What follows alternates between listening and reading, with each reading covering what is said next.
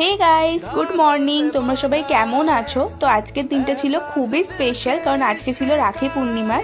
তাই সবাইকে জানাই রাখি পূর্ণিমার অনেক অনেক শুভেচ্ছা ও ভালোবাসা।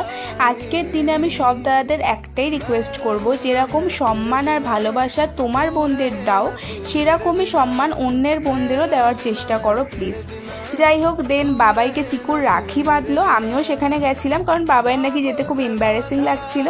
তারপরে রাখি বাঁধার পরে, যেহেতু আজকে বাবাইয়ের কাজ ছুটি ছিল না, তাই জন্য রাখি বাঁধা হয়ে যেত, কাজে চলে গেছিলো। তো আমি এখানে ওকে দেখাচ্ছিলাম যে দেখো তোমাকে সবাই কতজন রাখি বেঁধেছে, এগুলো খুলবেন, এগুলো তোমাকে প্রোটেক্ট করবে। দেন আমিও বাড়ি গিয়ে পুকুকে আর আমার দাদুকে রাখি বাঁধলাম। এটা ছিল পুকুর প্লেট, যেখানে প্রচুর চকলেটস বিস্কিট এগুলো ছিল। এটা ছিল আমার দাদার প্লেট, যেখানে মিষ্টি আর কোল্ড ড্রিঙ্কস ছিল। পুকুকে আমি এই লাইট রাখিটা বেঁধেছিলাম, যেটার প্রতি ওর কোনো ইন্টারেস্ট ছিল না, কারণ ওর ওই বড় চকলেটটার প্রতি ইন্টারেস্ট ছিল, সেটা নেবে বলে বায়না শুরু করে